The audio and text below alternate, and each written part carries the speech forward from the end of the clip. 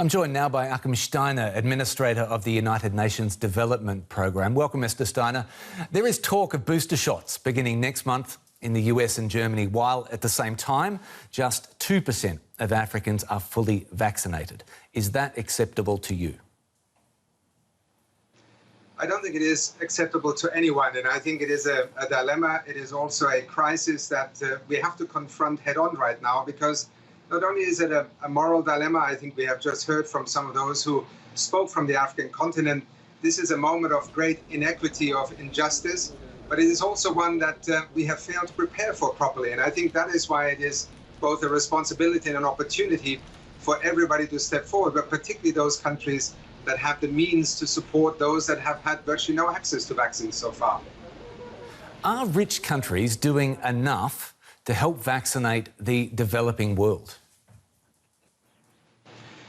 Well, I suppose the simple answer is no. The more complex answer is we are in a moment in time in the midst of this pandemic where there simply weren't enough vaccines for everyone to immediately roll out a campaign to vaccinate 5, 6, 7 billion people. So I think from the point of view of did we prepare well enough, did we do enough, clearly that is not the case. Otherwise, we would not be in this situation right now, which the vaccine dashboard that the UNDP, WHO and University of Oxford have now provided almost on a daily basis, providing an illustration of the inequity becoming more extreme.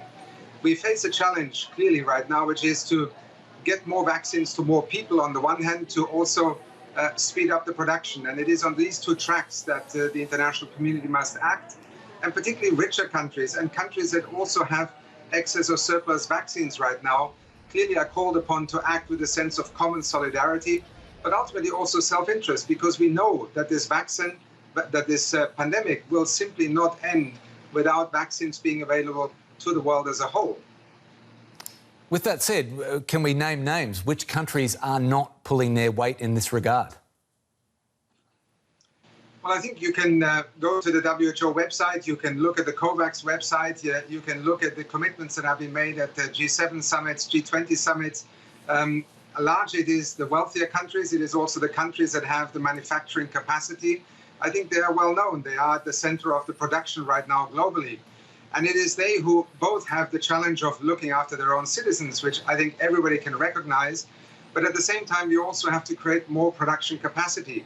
India's own tragic wave that it experienced put a further stop to one of the places around the world where significant manufacturing of vaccines was envisaged, particularly to supply the COVAX initiative also, which the United Nations and the international community put together precisely to not find ourselves in a situation today where those who can afford to buy and manufacture the vaccines essentially also control access to them. This is a situation which we are trying to address, and I think we have seen many political leaders speak to this, make commitments, but this is the midst of a pandemic. Words don't count, it is actions that count, and I think we have to look at this both from an epidemiological point of view, but also from a recovery point of view. Right now, we actually could use debt service payments. Just 1% of global debt service payments in the year 2021 would buy 1 billion vaccine doses under the COVAX facility. This is perfectly financeable, and I think it is a moment in time where the world really has to step up. Both those who have the ability to produce and to supply more vaccines, and countries who have to put in place the systems for delivery of vaccines. Let's use the G7 as an example. They have pledged almost 1 billion doses to COVAX, the distributor in places like Africa, before the end of 2022. Do we now know that that's simply not going to be enough?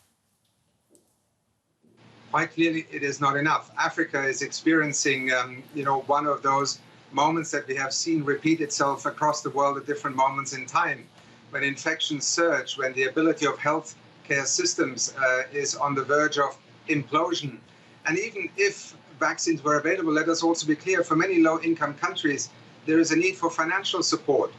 The ability to buy and purchase vaccines is one of those things that I think should remind us all that the access to vaccines should not be a matter of whether you can afford to pay for it. We are wealthy enough as an international community, as a global economy, to be able to vaccinate everyone.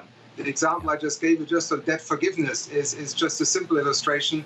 And I think ultimately we know that global economic recovery is premised, as the IMF and many other economic institutions have also documented, on the whole world being able to vaccinate. Mr. Steiner, if you're using this platform and you're talking directly to countries now who are maybe sitting on unused or unwanted vaccine, what's the message? I simply repeat the message that the Secretary General of the United Nations, that my colleague Dr. Tedros of the WHO have said. Donate vaccines, provide the surplus vaccines right now. We just saw in the Kingdom of Bhutan, a poor country, in 1 week being able to vaccinate 80% of its eligible population. Countries are capable of using these vaccines. Let us make sure we share them equitably while we all move forward in rapidly ramping up production, including for future pandemics. Achim Steiner, Administrator of the United Nations Development Programme, many thanks for your time. Thank you.